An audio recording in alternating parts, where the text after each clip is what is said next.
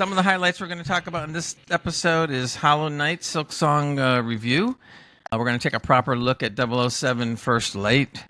There's a Stellar Blade remake incoming, which is interesting. A new PS5 model will be coming out soon, and another game review of Cronos: The New Dawn.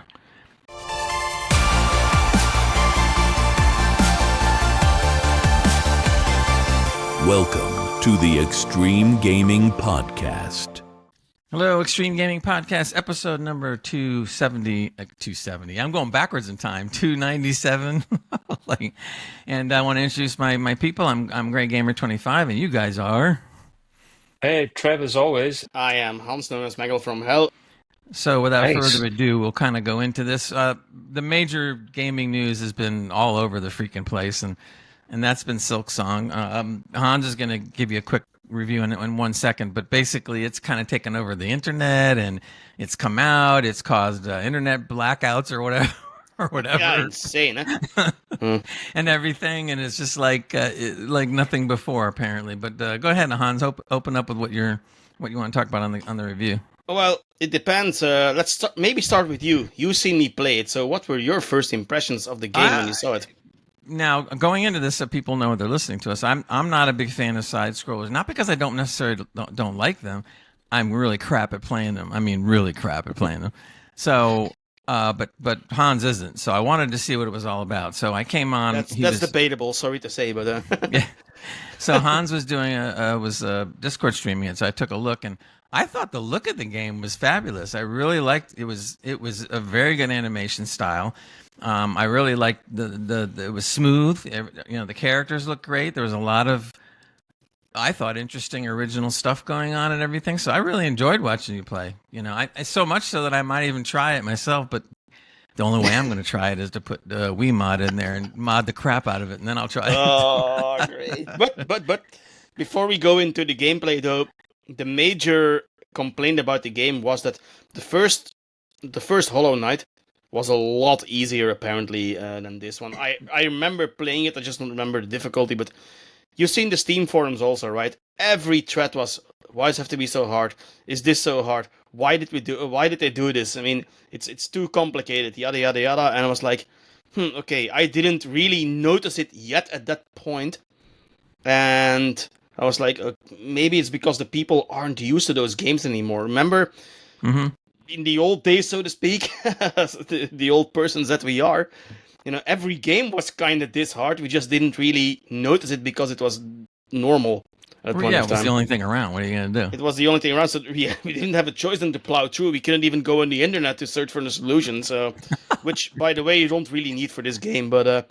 So I understand. Wait a minute. There was a few solutions back then. They used to take the controller like on the Nintendo and go forward, up, down, down. Yeah, down. the Konami code. I remember that one, and I'm not sure about in the States or over in England there, or Scotland. Sorry, Gray. Trav, yes. You could actually phone someone or a company to ask for directions in a certain game. So. Oh yeah. Oh yeah. You Like the could Sega do that hotline over or here. something. So. Yeah, that'd be great. That was great all the time. He was keeping them in business. Rumor were That's it. that they were going out of date. They were going to stop, and Gray's like, no, I continue. I still need the cheat codes and all the boss fights to get through. So yeah. Yeah, they had what was called a Nintendo and PlayStation hotline over here. So it was the No, Nintendo definitely. and the PlayStation 1 era. And if you're stuck in a game, you could call like, "Look, I'm at this part. I really have no idea what to do. Please, tell me what to do." And yeah, well, those were the old days, I guess, with the with the phones. I totally forgot that until you brought it up, because I definitely call those lines once in a while. Yeah, I remember. I'm going off a side tantrum a little bit, but I remember calling it once for like a point and click game on I think it was on the PlayStation. I'm not sure. And I really couldn't find a solution, and I called them. They couldn't find it, so they got back to me 24 hours later with a solution. So, Really? yeah, it was like That's pixel when they had hunting time to back in do the this kind of stuff. Now they don't. Yeah, so they don't. But anyway, back to Silksong, right? Yeah. So yeah, the game looks gorgeous, right? It's a 2D side scroller in the Metroidvania, genre. If for people who don't know Metroidvania, it's the genre like Castlevania and Metroid. I guess all of us have played one of those games at least once back in the day, and they are known for being pretty difficult. But that being said, right, because a lot of people were complaining about the difficulty, I'm at a point now in the game where I say, like, holy crap, this is difficult, right? There's a boss. I'm up to 48 tries at the moment. I still haven't got him Wow. down. So 48 times, but have you learned the patterns and things yet, I guess? yes, but there's 4 phases to that particular fight. So 1, 2, and 3 mostly are no problem. The 4th phase I haven't really figured out yet. Oh, okay. I haven't been on YouTube yet to search for a tutorial, but I'm very close to doing that. So I'm not at the point yet to use Wiimote or whatever it's called, like you said. Mm-hmm. So we're not there yet. But basically, the game is your typical, 2D platform side-scroller Metroidvania kind of game. Mm-hmm. The moveset is very limited. You play as a character named Hornet. She's like a princess, I guess it is, from another world. Right. And your main weapon is a needle. Ouch! What you're going to basically make someone a shirt or something? Is that the secret weapon? Well, actually, the dress she wears plays a big part in the game. So. Oh, the Silk. I mean, the character in Silksong's female. I don't know. I couldn't tell. Yeah, it doesn't really matter. But I mean, the dress she wears, when you jump, you can actually float a little bit because, like, was it Mario Brothers in the second one where you could float a little Princess bit? Peach. So, yeah, that was similar to that one. I guess they took inspiration from a lot of old games because there's some other things in there. It's like, hey, I think I've seen this mechanic before, like the bouncing. You need to bounce on certain... Remember the red tomatoes we said? Okay, where we couldn't do anything? You need to bounce off those to the top. So that's where the bouncing attack, which is actually pretty difficult at some points. Because at some points there's even spikes on the wall. And when you jump, you hit the spikes and you die and all that kind of stuff. So, and there's literally... The game is littered with traps and bait. So you think, oh, this is a nice place to rest. You rest, and all of a sudden there's a trap coming towards you. Boom, and game over. So and it's constantly the first boss. A lot of people are complaining about the first boss being too difficult, and I think I died 6-7 times. You were watching it back then. Yeah. You had like maybe 8 or 9, but you had to figure it out eventually. Yeah, and in the end, I just got him done by staying in his range. Getting under him when he jumped and stuff. Yeah, it wasn't that hard, but again, we come back to the difficulty discussion. People just aren't used to these kind of games anymore. Now, there is a bit of an Easter egg in the game. At some point, the main character says, "Get good," So, oh, really? That tells you where the dev's intention lies, and I think maybe they overdone it a little bit with the difficulty compared to the first one. People that played the first one say, look, the first one, you gradually, there's a difficulty curve, right? Like in most games. In this one, you are just throwing in there, crank it up to 12, and you die. For one mistake means actually, most of the times means it's game over. Hans, why do you think that happened? Because the first one was maybe a little bit too easy, so they went in the opposite direction? I don't know. I guess they listened a bit to those hardcore players, maybe. I don't know. I don't have a great answer. Have the devs made any reply to some of this yet? Not really. I mean, they worked on this game for 7 or 8 years. I guess really? it was that long. Wow. Yeah. You said it was originally only three people. You said. Yeah. 7-8 years. What? And it was only $20 or something. Yeah, it was originally meant to be a DLC for Hollow Knight, but they just kept adding stuff, and then they decided to make it a full game. Wow, and definitely. As we saw a few days ago, it literally broke the internet. I mean, you had Steam Store checkout being down, you had the PSN being down, Nintendo Switch eShop being down, Xbox, I don't know, to be fair, if it was down. But I was like, this for Hollow Knight? I mean, these 3 people that sell this game for $20, right? They are literally swimming in the money right now. Don't forget Game Pass as well. Big fat check for that. Yeah, they sold millions upon millions of copies, apparently. That's what I was going to ask. Have you heard how many? No. Usually there's a story that comes out and says, Silksong sold 50,000 million copies. That's impressive. If it's in Game Pass and it's still sold millions of copies, it's contender for a Game of the Year. On Steam alone, the most concurrent players was at one point was 550,000 people, I think. Wow. Which made it the number 2 game in the world at that point. And what was number 1? I think CSGO, I think it was. So Oh, on okay. Steam, Well, yeah. just on Steam, yeah. But that shows you that people really did want this kind of game apparently. Mhm. And I know it's not your cup of tea, and certainly not Trev's cup of tea. You told me No, a few it's times. So. it's more my cup of tea than it is Gray's actually. It's just Think? yeah, I probably wouldn't play it unless because there's so many other things to play, you know. But I'm not against it. It does No, look. no, I I'm not like the saying art you're style. against it, but I know that, and I The style. understand why though. You don't really like to come home and die 500 times and get annoyed, right? Yeah, That's that's not fun. That's not Like fun. an That's Elden Ring. never So, fun for me. How's and that for fun for me, that is anyone? actually that's part of the fun. So Grace only Oh my played, right? God. It You're is a sucker fun for to figure punishment. out the patterns of the boss and all that kind of stuff. I What- like that kind of game. So what what I can I told say? Hans at the time, and I'll say it to our fans out there. When I play a game like that, or whatever game, where I'll try it the first 8, 9, 10 times. If I still haven't been able to defeat whatever it is, I pop on the game. I pop on the God mode, and then I just watch the patterns until I see what it's doing. Then I turn off the God mode. Then I fight it again. And the reason I do that is because I don't want to keep dying and going back to the beginning, to the beginning, to the beginning, to the beginning. So this way, at least I can figure it out, then turn it off, then fight him and have a chance instead of getting thrown backwards like a million times. A lot of people did that in Elden Ring and Dark Yeah, I Souls did and all too. that kind of stuff. I did Yeah. too. Did you ever know, finish Elden Ring, by the way? On the side note here. I didn't. No, you didn't. Okay, I finished it multiple times. I'm new game Wow. 14. New game 14. I think I am at. And New the game DLC. 14 on the original Elden Ring? Yeah, You're yeah, nuts. yeah. Holy moly. So I'll Well- tell you one thing. You have the patience of I don't know what, man. Because I couldn't even come close to doing a boss for 48 times. I mean, there's no way the in trick hell. is though, I don't really get annoyed at a video game. It doesn't matter for Oh, me. I know. I so- can tell because you would have already, rage quit or something. No, that happens rarely. There's a few instances there, mostly in multiplayer. Like World of Warcraft, when we did a raid, and we die 50 times to the same boss, Right. because one person keeps making the same mistake. So that's when I rage quit. So Well, one thing is interesting about what it breaking the internet was exactly what a lot of the other gaming companies that were going to release games around the same time. Apparently, that it was wise of them that they didn't, because I heard some articles coming out. Yeah, you shouldn't do that. Just put the game out. Come on, and then they're like, no. And I guess it was a good idea because Yeah. it would have killed them. And the funny thing is, though, there's a lot of indie devs now that are a bit annoyed because Silksong is only $20, right? And they're saying we can't deliver this kind of game for $20. So Yeah. if you read some threads on X, there's actually developers complaining about the price of Silksong.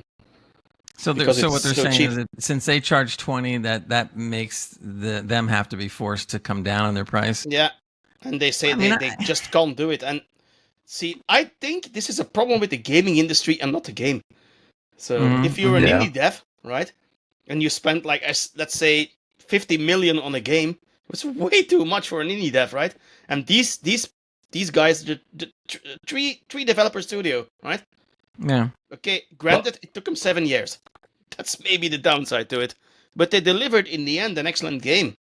Yeah. And more of these people need to more of these AAA studios or the quadruple A studios, Ubisoft, should probably look back more at these indie guys and go look what they can make for $20. Honestly, Yeah. you could even make the game $30 and not put as much time into it. Stuff a good game. It's ridiculous. They just try to do each other with fancy graphics, and I like a shiny game. So does Gray. We all do, Yeah. but it's not the shiny game is nothing without. Look at Hellblade 2. Yeah, One of the most gorgeous Perfect games I've ever example. seen. It's a bloody movie simulator. I hate it. yeah. So It's your not- gameplay's it's not got a- to be It's there. not a game, eh? I mean, No, it's not. It's a Just- CGI just- expose, isn't it? Yeah. What can you do with computer graphics? There you go, Hellblade 2. it looks gorgeous, but it's not a game. So I But when gotta. When you Sorry, said say. about it being shiny and stuff, Chubb, I thought that when I was watching Silksong, I thought it was a shiny game. In other words, They- instead made of the it typical charming. side scroller kind of with they really refined it, made it look nice, smooth, colorful, and I was surprised that you could even make a game like that look that good.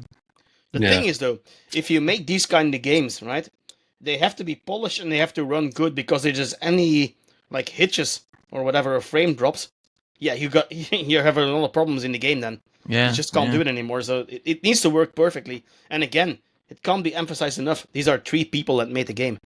That's, and Impressive. it is It is. impressive. And Well, we'll you know see, what? though. With all the money they've made, they can afford to hire 1 or 2 more. I'm not sure if they're gonna do that. We'll see. We'll see. I don't know what they're gonna do though. But anyway, to everybody out there, I would recommend at least trying the game. If you got Game Pass, it doesn't hurt to try it out. Maybe it's not Sure. your cup of tea, and if it is your cup of tea, you're gonna have a really fun time figuring that stuff out. It's like a testament to the old days again. Yeah. That's the best I can describe it. It's a good review, Hans. I like it. Yeah. Yeah. I mean, obviously, a lot of people like it. Let us know when you find out how many copies it sold. Curious. Yeah, I'm actually curious to know that as well. It's gonna be gotta a lot. over 1 million for sure. Oh yeah, at least I know. said this. I think in Discord also. This game is a legit, contender for Game of the Year. Mm-hmm. And I still think it's gonna go to Expedition 33. Yeah, But- just though. Yeah, Yeah. It'll but be this in the one is top up 3. there. It'll be in the Yeah, top 3, it's guaranteed. gonna be close, but I still think Expedition 33 is gonna take it. We'll see Yeah. when we get there. So I gotta get back to the game. I only and played deserved, about, by the way. you know. I think it's a fabulous game. So. There's been some real good games coming out, and not by AAA's lately, which is Good. nice. Like Claire and other things. I mean, Claire is a legit now new IP, and It they, is. you know, And- and the devs have already said they're gonna definitely do another one. They're all ex-Ubisoft devs. They all came from Ubisoft, so this has got a because sting they on got the fed up Ubisoft with the end. garbage, and they all went off and did their own thing. That- I mean, how many times do you read this now? I mean, you read another company did whatever game, they go, oh, comprised of an ex Blizzard and an ex Ubisoft and an ex whatever, and and stuff. And hey, that's great that if you can do it, then that's wonderful. It just helps us. I can Yeah. only encourage it. Please, more games like this. I mean, there's Yeah. something for everyone. The So, only I mean- downside is not really a downside, but it's one that we always go through. It's like now there's a bunch of good games to play, and you only have time to play one at a time. and And then there's Yeah. one coming out in the end of the month that I really want, which is Silent Hill F. I'm sure gonna buy day one. Oh, so- yeah. which one? Which one? Silent Day Hill F. one. Oh, right, Day right. one buy. one. World Day one. Yeah. Unless it's really choppy and all that kind of stuff, but I don't think Konami mostly It has. won't be in your beast of a PC, mate. No chance. There's literal games out there that run at 30 FPS Well, and have frame let's re- hitches with these Let's cards. remember, It's Borderlands insane. 4 comes out Friday, the 12th. This week. I personally, not a game for me, but a lot of people are going to play that too. Sure. It's going to be huge. So I'll Yeah. play it because I like the games, and they Yeah. said supposedly they're bringing it back to. Everybody has said that Borderlands 2 is the best, and I played part of 2, not the whole game. And then I played a lot of 3 and enjoyed it. So if 4 is supposed to be as good as 2, then that could be interesting. just to be sure, though, Borderlands is a looter shooter, right? In the end, Pretty Yeah. much. Pretty Yeah, much. it Thousands is, of okay. weapons. But I haven't really played it that much. So it wasn't really my thing. But hey, it's a comic book animated style that they've done Yeah. ever since the first game, which is kind of Nice. cool. And the it's humor going has to always sell been millions really good. upon millions of copies anyway. So Oh, yeah. It's all been Game Pass. Yeah. Yeah, I know. Every time I see something like this come out, immediately I go to Google and say, "Is it going to be on Game Pass?" And then whenever it says no, I go, "Damn." Yeah. Like, And Borderlands, I looked at the prices. If you want the Ultimate Edition, you're gonna have to pay a lot of money. It's like No, 130, no. I think it was. yeah, I don't know. I'm not doing that. Yeah. Also, By the way, get used to this price because next year we're getting GTA 6, and we all know what that is gonna cost. So Oh, yeah. the Oh, worst God. kept secret in gaming history, I guess. But and don't Yeah. forget we have Half-Life at some point too. So that's it's going to be an code, interesting Gray. I'm sorry, next that's a 12 code. months or something. Also, later on this month, on the 19th, Jump Space is coming, and it is going to be on PC Game Pass. And everything I've seen about that game, the gameplay and everything, it looks really good. And this is co-op, so we can all probably get in on this one and have some fun. see. It looks nothing like the typical game, space game like this. I mean, you have to get outside while the ship is flying and defend it against people that are trying to take you over. You have to constantly run around and repair the ship when you're getting pelted by enemies. So everybody has a role, attack, repair, whatever. It looked really exciting in some of the game footage I saw. So that's I was really happy to hear that was going to be on Game Pass. So Could be worth a try out. It's going to be cool. All right. Before we move on, just remember where you can join our Discord. That's discord.gg/extreme gaming podcast. Also, check out on YouTube, besides our video version of this audio broadcast, we also have quick breaks, which there's a couple of them up there right now, which are much shorter, bite-sized pieces of our podcast. And then, of course, there's the shorts. So look for all that on YouTube. And if you're listening, obviously Spotify, YouTube, Amazon, Apple, and all that stuff. So we're going to kind of move on with some more game news, and Trev's up. Yes. First thing I wanted to discuss was the Sony State of Play, where they introduced more gameplay, another trailer, more gameplay of the new 007 game, First Light. It'll be out on a bunch of platforms. I think it's just a kind of exclusive kind of first look on PlayStation. What I wanted to do is just really quickly share this with you boys and actually let me know what you think of this. I'm not loving the odds. I've had worse. In that case, Well, what are we waiting for? No sign of 009. We need to inform M. No time. I'm going after him. Make him call off the attack. Are you out of your mind? I'll be careful. He'd bin the phone. Go to the security room, first floor. and you are? Rob Minkley. He's with me. Come on, Moneypenny. If I lose the trail, we'll never know who they're working for. Oi, you lads got a faulty coffee machine? I hope I'm not interrupting anything. You're not, Damien Mead. Bond. James Bond. If 009 slips through our fingers, we're the last line of defense.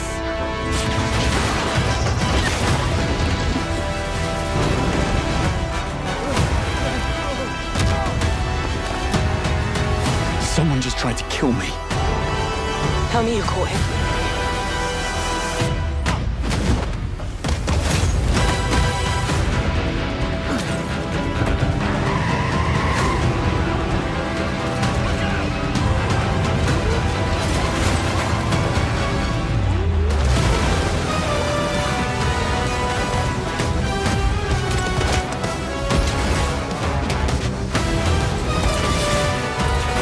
Any sage advice? Play nice. Always.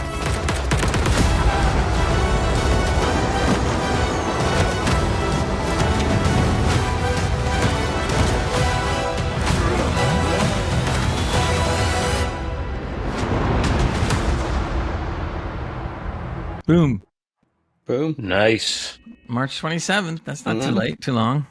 I mean, well, it is kind of long, 6 months. But A bit of Hitman vibes in the beginning, so... yeah, well, IO is doing the game, so that's the Hitman people. Okay. One thing I did notice, though, could be due to the compression. The fighting animation was a bit clunky in the first half of the trailer. There was a video that I watched that came from the devs, and they went more in depth on this, and so they would go like a particular scene, and then they would talk about the scene and what you could do. So I saw a lot of this way more in depth than the trailer that we just showed. I mean, the fighting I thought was pretty good considering what Bond was doing. I mean, trying to punch out a bunch of multiple people and make it look real enough is difficult. So I thought they did a pretty good job. Is it a wee bit clunky? Here and there, but I didn't mean it in the way clunky. I mean, like the graphics. I mean, they looked older, not bad, but older, which is, by the way, not a bad thing. It probably is. It probably is a compression, Hans, because when you're recording this live on Riverside, it's not as good as when it's processed after. That's it what looks you're a lot talking better. about. Yeah. Yeah. So when I was watching some gameplay from IGN, and it does look pretty good and polished. It was captured from the PS5 Pro, and it did look pretty good. It's hard to do that kind of game because you've got high standards when you come from GoldenEye back in the day, which is a classic. And this game just looks like a mixture of kind of like, there's a bit of COD in there, there's a bit of Hitman in there, there's a couple other franchises in there, a bit of everything racing, there's a bit of Forza in there, and different things with the classic music. What we do What get do we is the get? Bond music, so that makes it. That really makes It's it. licensed, Well, can be. it's Amazon provided full license for this. Who own it? Who own it at MGM? So Yeah. you've got the full license to use that. The classic cars are in there. The Jags in there. The Yep. Aston Martins in there. So it looks good. They've still got another 6 months until the game comes out, so Yeah. there's still plenty of time to polish. Available on all the platforms as per usual. The other thing that I forgot, this you're going to have a kick for this, and I wonder if Hans will actually go for this. I stopped the sharing too quickly. Look at this, boys. There's the collector's edition, right? Right. Hans, better save up your money. This is Maybe. This is 300 doll hairs. Ooh. And do you know what you get? The gun, the bullets, and the bullet case. And apparently it's supposed to be actual real gold. Now, it'll be the thinnest layer on the outside that you've ever seen. I bet you that's crap. If it was real gold, then it'd be It worth would be more. way So, more than 300. Yeah, Yeah, of course. you know, it's 300. I mean, no. There's Why? a lot there, though. I mean, I don't know. People I buy mean, that and it'll sell out.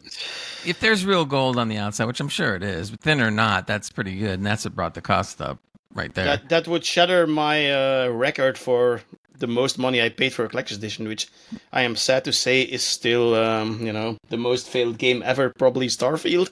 But Damn. yeah, that that's was $249. I think it was. That's lots of money, man. That's But one that's- thing though, there's actually a perfectly workable smartwatch that you got as the collector's edition, so which I don't use.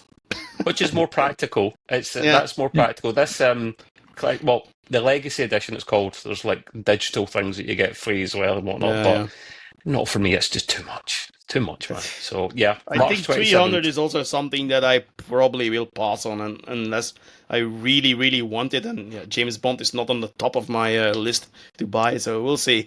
Well, if this thing looks as good and I'll plays play the as game good, though. I mean, yeah, if it to looks buy a as good, collector's plays edition? as good as I've seen it, I can't wait. The other thing that was cool that they didn't even show in the trailer was that kind of like Hitman, but better because I think is that you have different ways to go about your mission. So what they did is they showed a mission or one scene of a mission where there was 3 different ways to cover it. One was to go in guns blazing and and stuff like that. Other one was more stealth, and then another one was kind of half and half. And I like that because you can change what you want to do on the fly.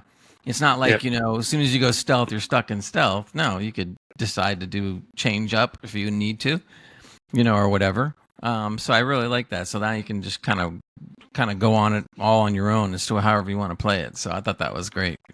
The more you can do things like that on your own and have the liberty to do this kind of stuff is what all games should do because it just makes it so much more fun, and stuff. So Fair enough. But yeah, it'll be a big game. It's a big franchise anyway, so I'll look forward to that. If we each put $100 in, each of us, we can get that, and then we'll just share it. I'll send it to UK, and that's gonna cost more money to send over with import tax and all that kind of stuff. That's right. Yeah. And the insurance on the gold and everything. No, but would any of you seriously buy this collector's edition for that money? No. I would love to have it, but I can't see spending 300. I'm guessing it's you buy it and sell it on because it will be limited, very limited. yeah, but then you just leave it closed. I mean, wrapped or whatever. So, especially if you buy it on PC. I mean, one thing about consoles though is that you can actually sell the collector's edition with the game in there.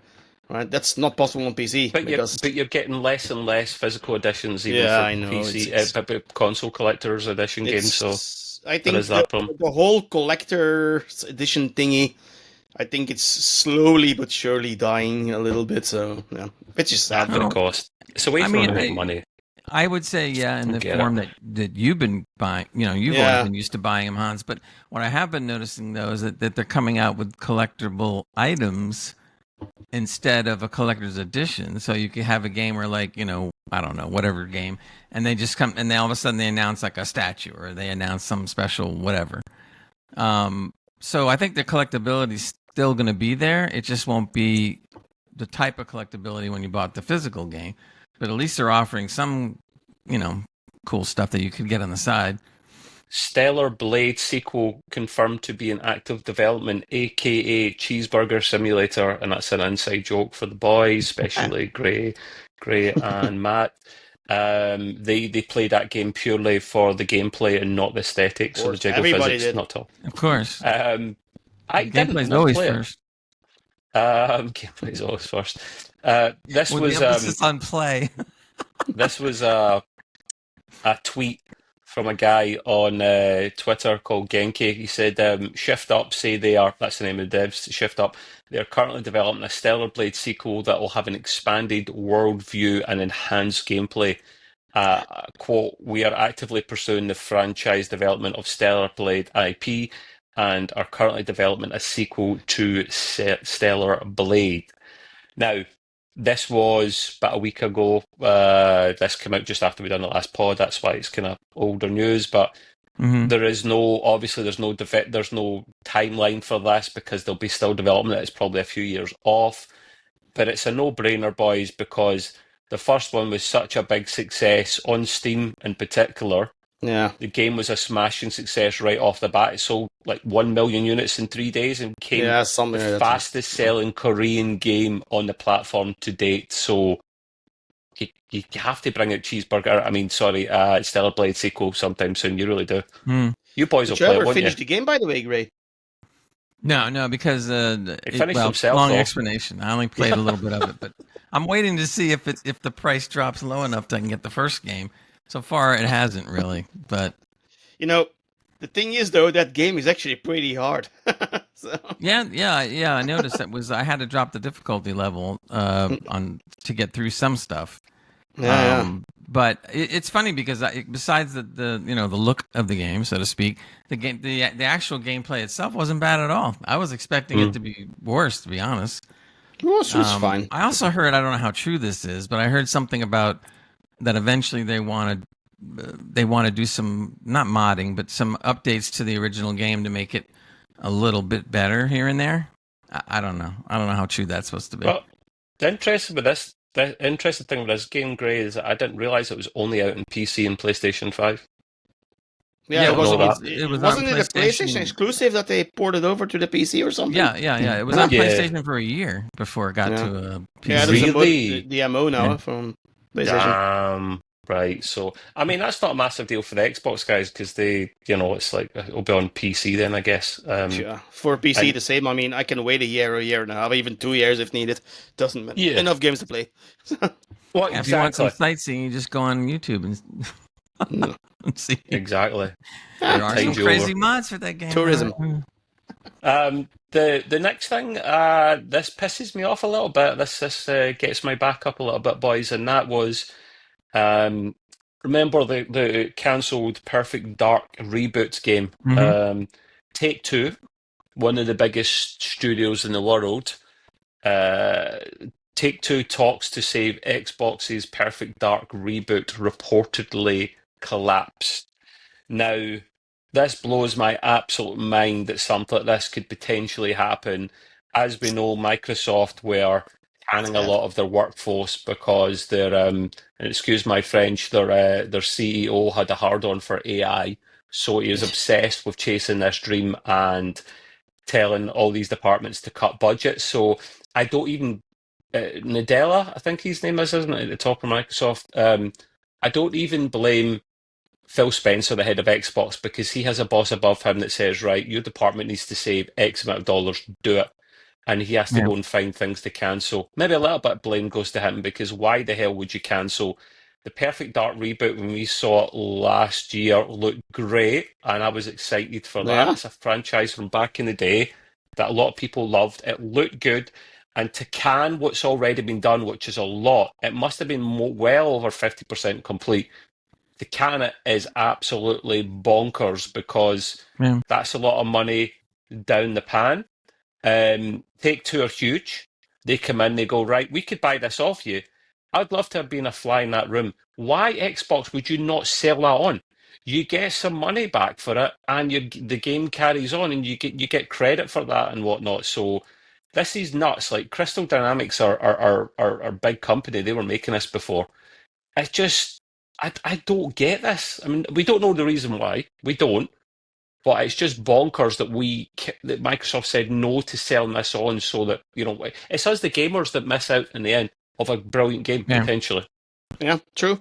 So I still think it's not a dead issue. I got a feeling they're going to take another stab at it and try to get a deal. You're talking about three big guys that are all in the room trying to decide, and when you get three big companies in one room, they all have their thing that I want this, and I want this, and I want that. So it doesn't surprise me. If they start to back down a little bit, maybe we'll still see it one day. I hope. Well, the one thing I was able to read on a little bit more, and it's kind of vague, but it does say that the deal collapsed in part, at least, because the companies were unable to come to terms over the long-term ownership of the Perfect Dark franchise. So what I think, again, need to be a fly in the wall, what I reckon's happened is Take-Two's went, right, we'll give you a shit ton of money, we'll finish this game off, and we'll co-own it, or we'll take it on the IP or whatever. And Microsoft have probably went, no, we'll sell you this game, what we've done, and you buy it off us, but you're not going to keep the franchise going forwards. That's ours. So damned if you do, damned if you don't. Like that, of course, Take-Two want to take it on. Of course they do. Like you finish off a game, you make it good, you fund it. You want to carry that on. You don't want to then give that hard work to your competitors, aka Microsoft. So Microsoft being greedy yet again probably doesn't surprise me. Yeah. Because we don't know what went on behind the scenes, of course. So. Exactly. Yeah. They're probably all greedy, to be honest, because if they're arguing over IP, that means they're arguing over the future games and how much money they can make. And that's what's holding it up. It's not the game itself. We can't see a game anytime soon. They've cancelled this one, so who's to say there'll ever be another one? That might be dead now. So it's just bonkers. It's absolutely bonkers. You cancel something like this, and also they cancelled that massive multi-online player game that I can't remember what the name of it was. The one that they had to rip the controller out of Phil Spencer's hands. He loved it that much, and he canned that other one as well. So that's bonkers. The things that go on at Microsoft. Company's bonkers, absolutely nuts. But anyway, so that is a shame. That is a bloody shame. So hopefully someone else can go in and maybe negotiate a deal with them that they're happy with. So let's hope. Yeah. This one would maybe be more for our colleague and friend Matt, who's studying for exams at the moment. So we wish him luck for that. He'll be back next week, hopefully. He's got a VR headset. I know Gray does as well. Hans, do you have a VR headset? I used to have one, but I got rid of it. I guess you got a life. Stuff on the headsets? The haptic stuff. What's that? Headsets? You were talking about headsets before? No, VR headsets. Yep. There you go. So Gray uses his headset to see the world. It's mental, but I haven't used my Razer haptics in over a year. And then when you had mentioned something about using them again, I decided to go ahead. And then I found out, but they had all new drivers. They introduced their own version of spatial sound, et cetera, et cetera. So I said, ooh. So I put them on, and wow, man, I started playing AC Shadows, and it was like, whoa. So yeah, I'm using them more now because it sounds fabulous. Oh, I'm using them on Cronos, which I'll talk about in a minute. That's wild because Cronos is a horror sci-fi game. So you hear like freaking enemies coming like from wherever. Gray, are they Bluetooth or wired? This is it's not Bluetooth, it's wireless. It's got a wireless, dongle. So that means you might be able to connect them to your VR headset. That would be such an immersive thing for you. Can you imagine? Wow. Oh yeah. But the game I do want to talk about briefly here is this was really popular and famous, this one. Meta's Batman Arkham Shadows is getting a sequel. Commissioner Gordon voice actor confirms he let the cat out the bag. I haven't played the Arkham Shadows yet. It came free with the VR headset. I haven't played it yet, but I want to because apparently it was one of the better VR games. But the actor in question is a chap called Mark Rolston. And you might know the name because he's from films like The Shawshank Redemption, Alien, The Departed, or voice acting work for things like Spider-Man 2's Norman Osborn and Commissioner Gordon in Batman Arkham Shadows, the VR game. We don't really have a date or anything like that because Arkham Shadows came out towards the end of 2024. VR games take less time to make because they're not 40, 50-hour games for the most part. Yeah, They're like they're shorter. 10, 20, Yeah. 30 hours at most type games because they take a lot more to make. Mhm. And no one wants a game that long unless you go for that fighting game that came free with the Quest 3 as well. It was, I can't remember, Asgard or something it's called. It's a fighting game. It's like ridiculous number of hours in that game. That's one of the rare exceptions. But Gray, I take it you haven't played that Arkham Shadows game then, no? No, I've seen No. a lot on it, but I haven't played that. Well, Matthew, if you listen to this back, you'll need to tell us how that game was, and if you would buy the next one and play it, because that would be cool. I'd imagine we won't see that until at least next year, if not longer. But no, it's cool all the same. And this is something that will pique Gray's curiosity a little bit, or not, considering not how the yours? last game went. No, we have a story to tell. It says Machine Games say Wolfenstein is a trilogy that isn't finished yet. Well, yeah, because it's a trilogy, is it not? They've not brought out more than 3 games. I don't know how it works. The Indiana Jones studio still wants to make a sequel to 2017's Wolfenstein 2: The New Colossus. We've had Nice. other games since, but the last one, Youngblood, Gray and I played, it had the co-op thing in it, and it was just shit. Oh, They yeah, should it have was just awful. called it Wolfenstein Sister Simulator or something, Sibling Simulator, because it was 2 sisters. It was shit, Gray, wasn't it? Look how far that damaged the Wolfenstein IP. It took this many years for them to even talk about doing another one. And to be honest with you, unless it's as good as the first 2, I'm not messing with it. I mean, hopefully it will be. It's a game that I wouldn't buy straight away because I want to see the reviews in it for sure. But Machine Games are Swedish. They're a Swedish studio. Yeah. I did not know that. They really? made Indiana Jones and the Great Circle, which is fantastic. It's, of course, this Wolfenstein series of games was one of, if not the first ever 3D shooter, even before Doom. So it's a big deal. It's a very big deal. They've had several games that have come out before, sequels, prequels, even a VR experience at one point as well. There's not much more clues about when we would get this series, because spoiler alert, one of our favorite characters, Blazkowicz, I think his name, was kind of off, hence why his daughters took over. And Blazkowicz's initials are BJ. He'll be back. Okay. What, the BJ will be back, will it? Yeah, okay. Yeah, his head was severed, Gray. I don't think you're coming back from that World War II technology. They'll just say they're going to do a remake or a prequel or something like that. No, they want to finish off the trilogy. Apparently, they don't count the last games. Well, the daughters were the trilogy. It was the 3rd game. And they're not counting that as a trilogy, though. Of course they're not. So great. That game wasn't called Wolfenstein 3. That's what they mean by that. So there has been a Wolfenstein 1 and 2, and then it was like Wolfenstein Youngblood, Wolfenstein Old Blood, things like that. Good, actually. That was good. Yeah, no, they're fine. But they don't count them as part of the trilogy, so they're being very technical with it. This came up, and there is a YouTube a making of Wolfenstein, it's called, right? 44 minutes long, from a YouTube channel called No Clip, and that's where they talk about it. So I don't have a clue if one's in the making or not.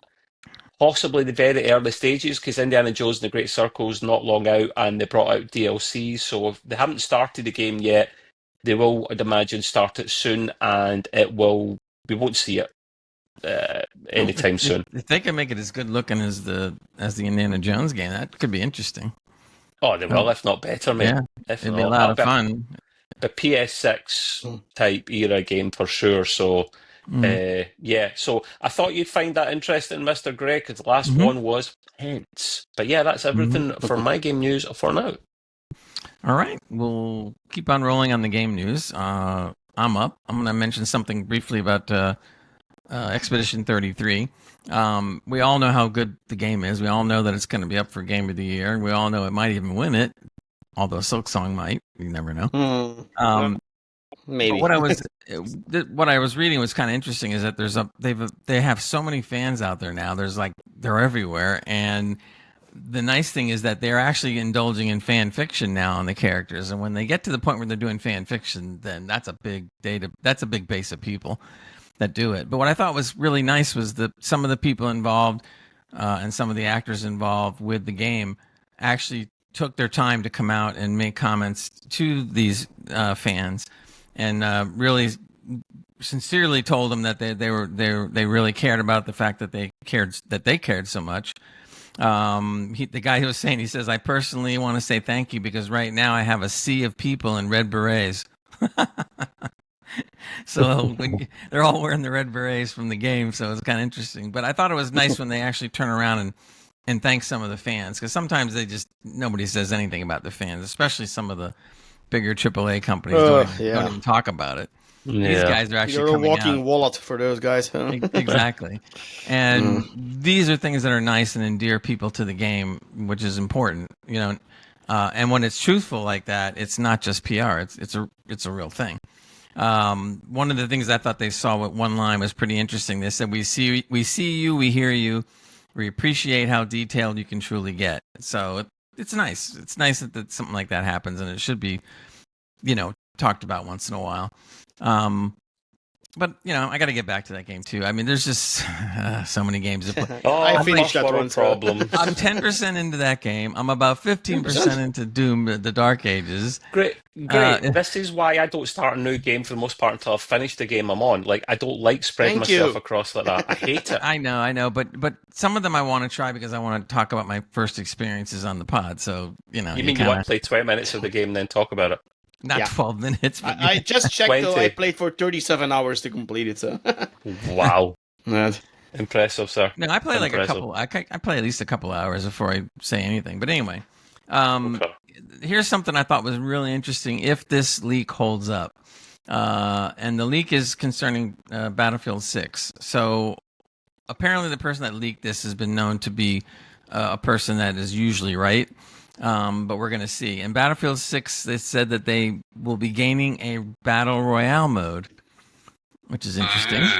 They said that this mode is going to have access to experimental high-tech weapons. They're saying even orbital strikes, which would be kind of interesting. They said that it's going to have rail guns, apparently.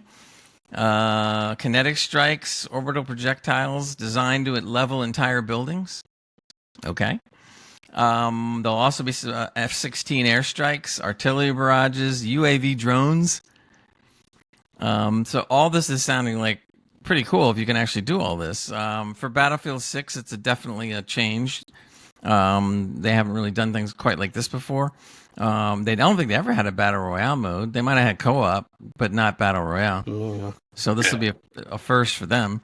So some of the comments they were saying was they thought maybe if they're going to do this, it's moving it too close to Call of Duty, Warzone, and they were saying like you should be more on your own thing than trying to copy COD. So I don't know. Yeah. They figure that the mode is probably going to come out soon after October 10th, and probably be like a free-to-play expansion at that point. So what are your thoughts on Battle Royale with Battlefield 6? Not for me. I don't play Battle Royales, so whatever. I wouldn't play it anyway. It's a no-brainer. I mean, I'm not even surprised. Of course they have to bring things like that out. They had... was it the last game or 2 games ago they called it Firestorm? They're kind of Battle Royale, King of the Hill style mode, which was actually really good because instead of the circle closing in, it would actually be like a massive fire that would close in, like a big circle of fire that would come in and in and in. It was just I liked it, but it never took off well in that game. So you technically they are copying COD, but then COD is copying PUBG. Because PUBG done it first. It is a popular genre, right? So yeah. But the thing is, though, there's so many battle royales out there that I think it's hard to break into that, that genre. I think the only reason they might be They're a successful. big name, so they can do it. Exactly. They have the name, and that's probably the only reason. Yeah. If somebody came out brand new with something we never heard of as Battle Royale, it'd probably be much harder. Graham's hit the nail on the head. It's if someone else on their own tries to come out of a game like that, it'll just fall flat in its face because Battlefield 6 will sell itself without a Battle Royale mode. You know, it'll beat COD pretty comfortably this year, I think. But throwing that mode in is a no-brainer, and they have to because they have to be competing with their competitors. And that mode might be free for people to play because Warzone for COD is free to play. So if they're smart, they make that mode free. That's a good point, actually. They just charge for the game, and then they put microtransactions into the Battle Royale so they can get some money back that way. So, You mean they might get money back that way and not charge us so much? well, I'd be up for trying it at least. You know, Wishful thinking?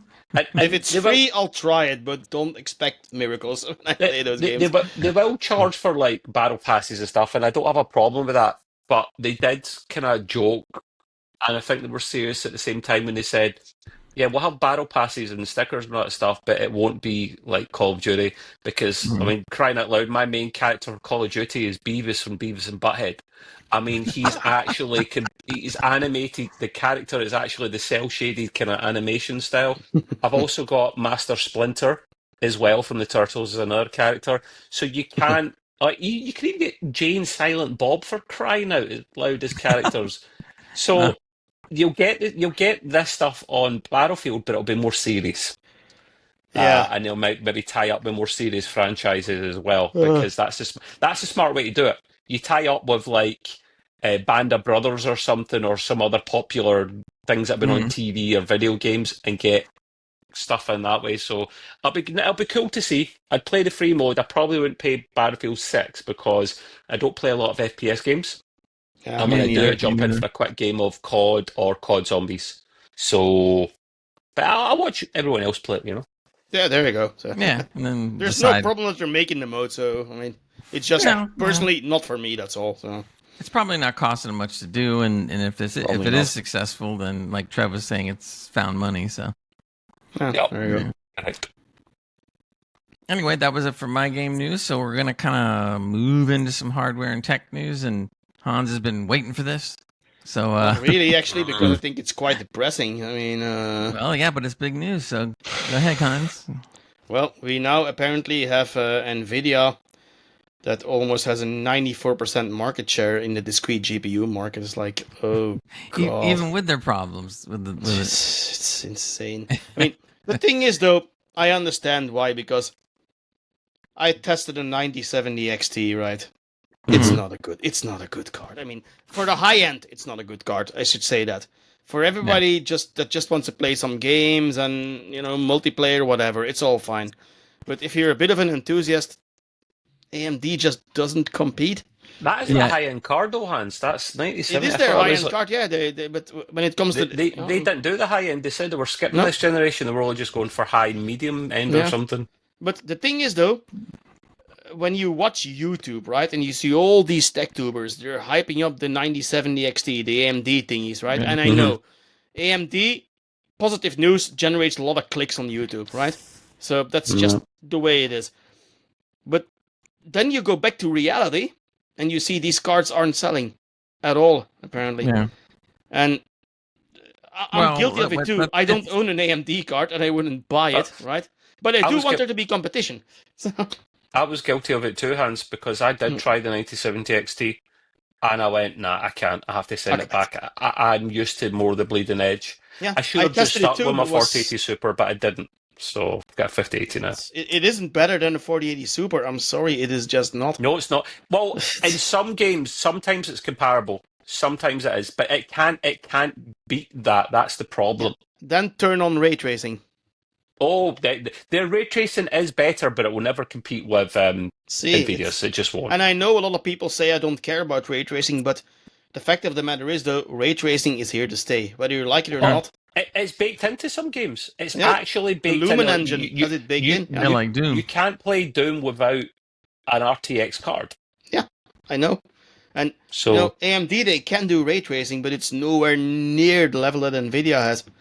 And Hey, look, Yeah. we were all saying this back when they couldn't beat Intel either, and now they're king of the hill on the CPUs. So I did read an article that they said they are going to go after the high end GPU next. So but they say that every generation for the past 5 generations, yeah, well, and it's just not happening. I mean, to be fair though, Nvidia is completely in a league of their own, right? I think well, they're they're not even literally in a league of their own. yeah, they're not even looking. They're not even looking back anymore. And why would they? I mean, they're a $1 trillion company. They're the richest company in the world at the moment. So I do say though that gaming GPUs for them, I guess, is more of an afterthought now. And Yeah, this sure. may be highly speculative, but when the 60 series cards come out, right? I think we are done with like every generation having 30 or 40% gains. It's over. You're gonna get CPU level gains like 10%, maybe 15 on a good day, and I think that is it. They're gonna go heavily into the AI. We'll see what gimmick they come up now next. Yeah, we mean- know that's coming. We've been talking about that for a while. Here's a fun bit of speculation that I think is gonna happen at some point, right? Mhm. I think Nvidia is gonna make like a dedicated RTX card that you can buy just to, like as a lie. A collector's Yeah, like edition. like as a lie used to be. So Or gold or something. yeah. Yeah, Or there you go. another thing is though, we're gonna go back to small form like almost console like boxes, right? That Nvidia is gonna create. I'm not sure. This is speculation on my part, of course, but they're I gonna don't have to do think- something because I don't think they're going to be pushing the envelope on GPUs anymore, no. unless it goes to, like I said, a GPU AI card. That's different. What should they make? That'll come. But the 4090 and the 5090 and the 5080, they are AI cards. What do you think No, FrameGen what and I- DLSS is? What I meant, and we'll see if I'm ever right, but I predicted weeks ago on this podcast that eventually you're going to see a GPU card that is almost totally run by AI, which makes it more cost efficient. It doesn't heat up as much, and you're going to be able to basically upgrade the card through software. You won't have to buy hardware anymore. Yeah. Speaking of cards, I'm just All going to gonna throw this come. in there, though. I'm just going to throw it in here, right? You heard the rumor about, they're discontinuing the 5080. So, Yeah. You're going to get I'm like, 5080 what? Super. So, and I said on Discord, maybe we as a consumer, right, especially in the high end, need to stop buying the 80 class cards when they come out if we already own one of the Guilty. previous gen. So yeah, Guilty. I understand. I almost was guilty because my initial idea before all the reviews came out, right, and before all the numbers were out, was, you know what? I'm gonna switch my 4090 with a 5080 because in my mind, I thought like a 5080 is gonna be a little bit better than the 4090, better ray tracing and all that kind of stuff. Turns out not to be the case. So there is no upgrade for me except the 5090, which is way too expensive. Yeah. I mean, If the 49 dollar for dollar is much more and worth it than the 50. if you look at the leaked specs, if they are correct, of course, the 5080 Super is like a 4090 with just the 4090 with Hans, that's what should have been out the first time. Instead of the 5080, the 5080 Super should have just been out that straight should have away been the 5080. without the Super name but the same specs, 100% agree. Because in my mind, and I think a lot of people's mind, they actually downgraded the tiers like the 5080, right? Should have been the 5070. It's So- annoying, man. Listen, Yeah, it all is. pisses us off, but until AMD pull the finger out, and that's it's Intel not. are not going to match them because Intel, okay, they make really good low level to mid range GPUs that have True. got their place, but True. they're not going to win nothing. Yeah, And AMD it's almost like this news article is almost kind of like a non-news article because we kind of knew that, but just when Hans came out with the stat of 94%, we're just like, no wonder. If you reversed it and you instead of instead of Nvidia, you put Intel, I'd love to see what the CPU difference is between them because AMD won't be 94, but it'll be like well over 50 or something, They have the majority market share now because, yeah. and that's another tangent I have a little bit because. Go ahead, Trev. Sorry, Hans. The thing is, AMD could rule the world and make competition for Nvidia because they're starting to make their own CPUs now, aren't they? And they don't even have their own foundries. They don't have their own fabs. They get other people, including there's only outsourcing. TMSC or TCMC. TSMC, yeah. I always get them mixed up. Samsung and Intel, that they're only the guys that make their own fabs. If they made their own chips, they'd have more money and more market share, more money to put into R&D and whatnot, instead of relying on other people making the machines for making their chips for them. So it's mental. But what choice have we got, boys? We want to be in the bleeding edge. If you are a high-end enthusiast, it's looking a bit grim, to be fair.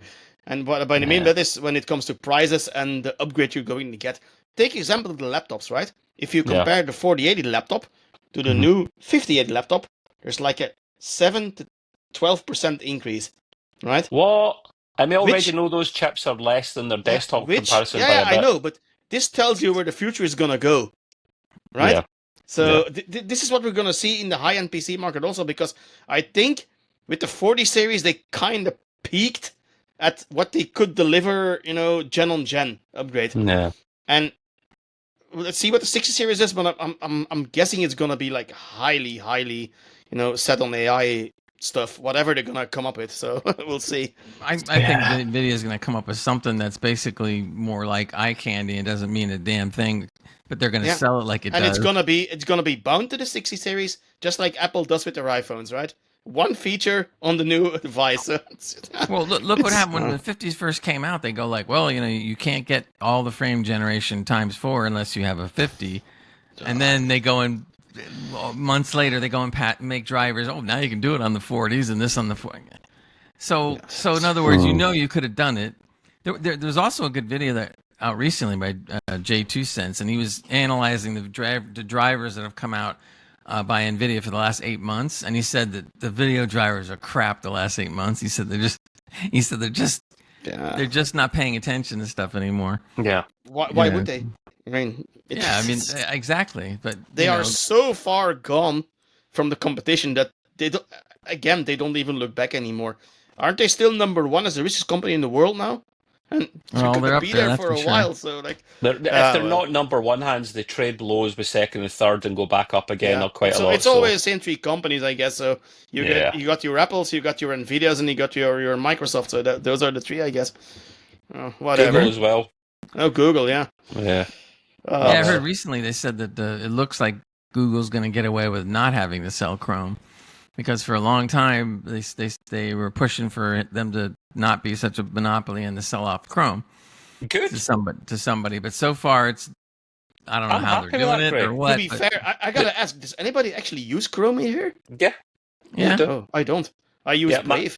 My work use it a lot, and I use it as well because it's got all my bookmarks synced across browsers, and it's just the most popular one. So it is. Yeah. I'm not saying it's bad. I'm just saying I use Brave, which is actually also Chromium based, I think. So that's a really good one as it's well, all man. Chromium based in the end. So that's the thing. Yeah. Thanks. Yeah. I mean, they shouldn't be forced to sell their browser. That's nuts. They've already been broken up. I'm trying to be fair here. It's easy for me to jump on the nasty big tech company and go, oh, you should do this, that, and the next thing, like I have with Nvidia and other companies. But they have been broken up. They're called Alphabet, and they've got subsidiaries underneath them. So to be forced to, I don't even know what the legalities of having to be made to force your browser. I'd imagine that'd be a long one in court, man. So I'm kind of glad he didn't, because I like Chrome. So yeah. On that note, though, I mean, speculative again, but it would be cool if Nvidia was broken up into the GeForce line for gaming and then Nvidia for all the rest. That's a good shout, Hans. That's a bloody good shout, because they've got a monopoly right now. And what's the point of these organisations and the governments to stop monopolies? They're not doing anything with Nvidia. Yeah, no. Nvidia rules the AI market, right? So the problem is once you're that far ahead, they get very careful about what they're going to do. But it would be cool for us gamers. It would be cool for us gamers if they would have like a dedicated GeForce section, and all the rest. To be honest, Hans, I think you might see that in the coming future, because it would make more sense for Nvidia to do that. I kind of hope so, and we'll see. Well, the thing that would be good for Nvidia if they do something like that is now they can have dedicated people that are paying attention to the GPUs, not ignoring them like they've been doing, and then the other division will work on its AI thing, and then they can share in between, or whatever. But we'll see. But I think it would be a great idea. I hope they do it one day. Yeah, well, we'll see. Agreed. I hope so too. Anyways, we're gonna keep in the vein of the hardware tech news, and Trev's got a couple stories. So take it away, Yeah. Mr. Trev.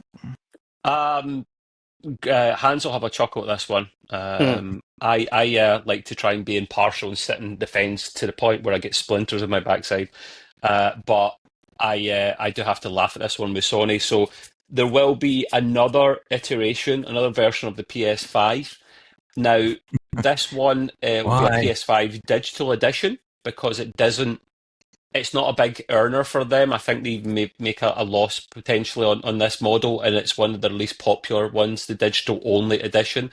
Now, that had a terabyte SSD in it, okay? Now, after the OS, after formatting in the OS, it's something like 825 left or something, right? Give or take. What they're doing here now, and I want your opinion in a moment, boys, but let me finish here because it could be a bit sneaky, but I could also maybe understand why they're doing it. They are going to keep the price of the digital edition the same, but what they're doing is they're actually going to shrink the 1 terabyte SSD down to an 825 gig model. So after formatting and the OS and whatnot, it'll probably be something like 700 tops-ish. So you've got less. And we know how big these games are these days. So They're you're going to over have to 100. remove stuff and add them back on. So Mhm. instead of increasing the price because of tariffs, they've went, let's reduce the SSD a bit and we won't have to put up the price. But because it's digital only, that's maybe counterintuitive. I see both sides of it, boys. Do you think, do you see both sides of it, or do you go like, nah, Sony, just screw you guys? It's the thing is though, I don't Hans think hates that. Sony, by the way, just to Oh I yeah, know. I hate That's fine. PlayStation. I don't hate PlayStation, Sony yeah. because PlayStation has done more harm to the gaming industry than any company ever. Well, perhaps maybe Nintendo. Don't forget, cover that. PlayStation Special started edition. exclusivity. Hans, Awesome. I'm going to see when many years from now when you pop your clogs and you leave this mortal plane, right? I'm going to come over and replace your tombstone with a PS5 and just stick it in the back door. But you'll probably be dead before me of stress, so don't worry about that one. So. Go on, Hans. No, I mean, I see why they're doing it, but it's a stupid move, right?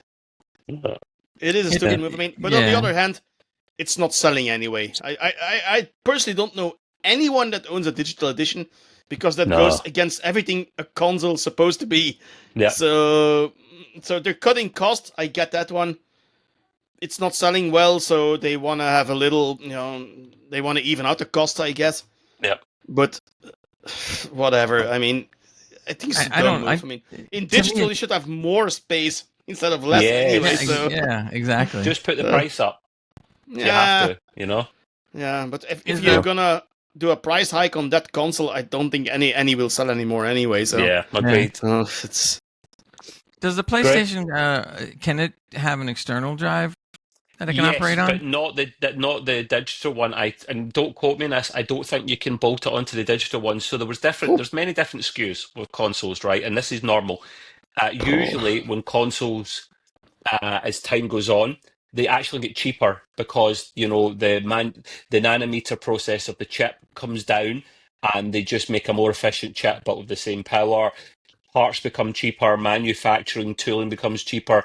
The PlayStation 5 series was actually the first console in the history that's actually went up in price because of tariffs and the cost of manufacturing things, right? Through the roof. It's nuts. But Yeah. what I done was there's different models. The PS5 when it first came out with a digital only edition and the normal one with the drive built in. And then after a while, when the PS5 Pro came out, which I've got up there, you could buy the PS5 on its own, the PS5 Pro on its own, and it didn't come with the disc drive, right? So it would be like a PS5 Pro digital, for the want of a better thing, but it had a 2 terabyte drive in it.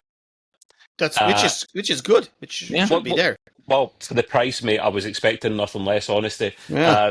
It's got Wi-Fi 7 in it as well for the wireless, which is pretty handy. So you could then get the disk drive and bolt it on. Now, don't get me wrong, it looks nicer without the drive in because it kind of sticks out. But I want the disk drive, boys, because what I do is when I buy the odd physical edition for the PlayStation, like Astro's Playroom or Astro's, is it Playroom? The last Astro game, Astrobot. Astros, yeah. Once I've Astro Boy, completed right? that, I will sell that physical copy on and get some of my money back. I do it often with Nintendo Switch games, even though there's a whole thing about that. We could talk about game key licenses and all that. Oh, yeah, that's something. Yeah. That's a whole pod in its own hands. Once Yeah. I play a game for that, the Nintendo games notoriously good at holding their value. Oh, Like, yeah. very, very, especially first party games. I'm gonna I'll- interrupt you for 1 second though. I have Switch games, right, that I bought. They're still, they're still sealed, Yeah, right? Oh, yeah. So Smart man. I'm keeping those sealed until like Yeah. 10, 15 years down the road. So yeah, that's your pension right there, mate. selling prices of those? Have you checked Yeah. the selling prices on eBay? Well, yeah, people. That's how I get them. Actually, I often buy the secondhand ones at eBay, and they're still like a first-party Nintendo game secondhand will be like over £30 or something still. So once I've completed eventually Tears of the Kingdom, I would just sell that on and probably get most of my money back. So that's great. So the drive was a no-brainer, boys. The disc drive, but they were sold out in the UK for ages. It was like £100 not only to in buy the the disc UK, a drive. lot of places. Oh, yeah, So, yeah. yeah. You think you get it bad in the UK, like for UK listeners and watchers, the guys in the EU where Hans is living, they get it tighter, man, and they get charged more as well. Like, I don't really get like that. the PS5 Pros with the disc drive, right? It's close to €900, which is Oh, yeah, it is. that It is. It's completely maybe beats the closer to point of 1,000. buying a console, in my opinion. But Yeah. It's nuts, man. It's absolutely nuts. But so you've got the option of buying it. Now, the PS6 will probably follow the same thing. There'll be a digital edition. There'll be an edition that's got the drive built in. It will always be an option to plug in the drive because we're not at the stage where all physical media goes. That won't happen. They'll just make it optional and they'll charge for it, which is fine. I'm okay with that.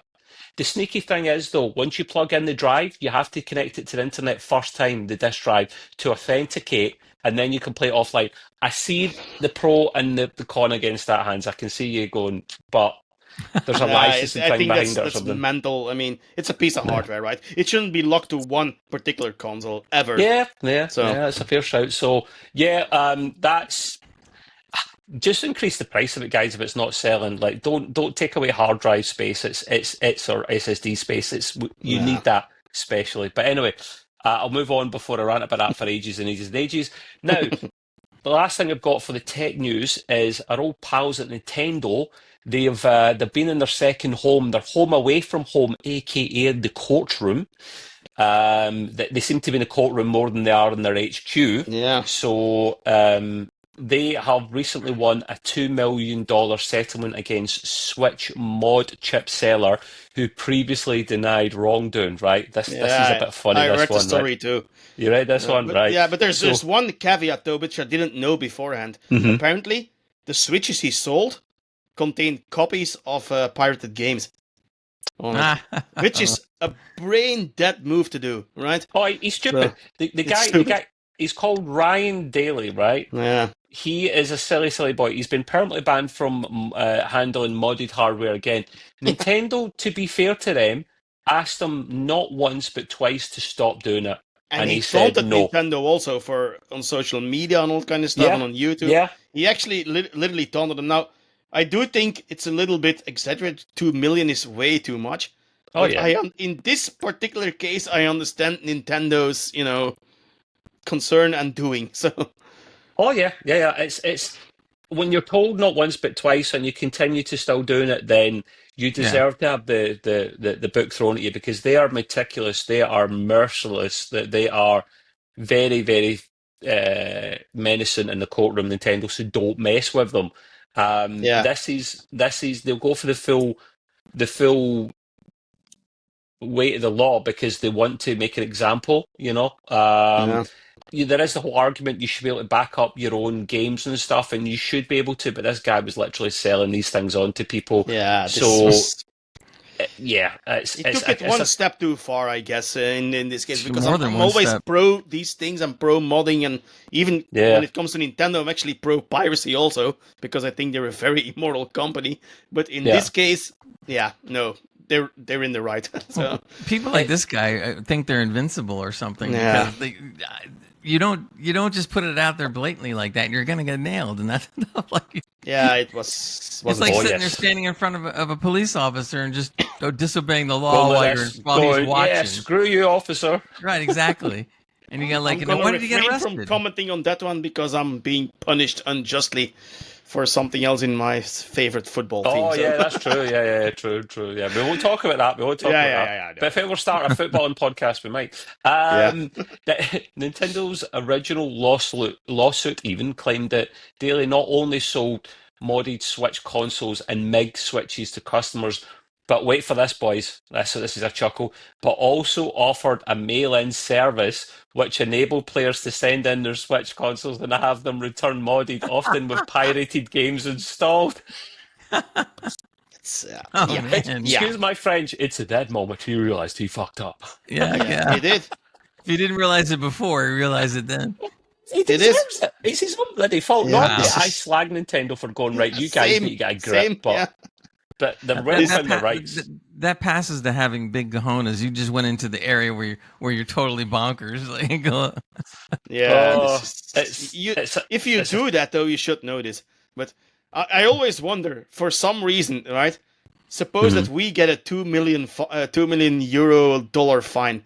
How the hell would I even start paying that one? So, Hans, you might have to sell parts of your body in certain streets in Belgium, possibly. That's all I'll say in the matter. We'll leave it there. It still won't even come close to 2 million. So, no, you might have to sell that other kidney where you sold the first one for the 4090. You might have to sell the other one now. So, I still have a few lungs. I think that's our. To be fair, Nintendo's not looking to get all $2 million from this guy. You know that. He'll be paying up so much for the rest of his life. Right, exactly. Every week or month. So the guy will just file bankruptcy and go live in a box somewhere. But that's I wonder if he get any jail time actually, because that often follows. I don't see that. It was a Seattle court. I read nothing about jail time. So it was settled for $2 million. They settled it amongst their own. So that means. He says, "Look, I'm paying $2 million," and the case was settled, and it didn't really go to court. I think. If you want to know what these MIG switches are, go and Google them for yourself. I don't want to say too much here because Nintendo are very. I wouldn't be surprised if they just watch us. The MIG switch on itself is not illegal. It's what they do with it that's illegal. So. Oh shit! I'm going, boys. You know what it is? You hear a knock at the door, and then you start listening, and he goes, "It's me, Nintendo." Yeah. Bye, Trev. Was nice knowing you. Can you imagine that? If Mario come round with his plunger or something, man. Just like if Disney with Mickey came round, if you were pirating his movies, and you go, I'm going to sue your ass. Oh, no. I'm going to like it in a jail. Well, Sergio's Gray's part Italian. That's his family lineage come from Italy, so it could be Gray with a bloody plunger coming. And he has the mustache, so he does. Yeah, Gray, you're Mario. You're like old man Mario. Fucking love it. Anyway, that is me for the hardware tech news, Mr. Gray. Alrighty. All right, going to head back to the gaming side of things. I have a game review. Cronos: The New Dawn, I believe, just came out. Or it actually came out early for some people, but I was able to grab a hold of it and play it. I heard a couple things about it. I watched some footage on YouTube before I played it, and right away it looked kind of like Deadspace. So I figured, I love Deadspace, so I want to see what this is all about. And I'm not going to say it's a complete ripoff of Deadspace because, in a way, to even call it Deadspace-like is actually an honor because you don't see any Deadspace games anymore. The one that you just put out, the remake. Or remaster, whatever you want to call it, is good. Yeah. It is good, but it's still the first game, though, even though it's good. True. So they haven't put out any new Dead Space stuff in many, many years.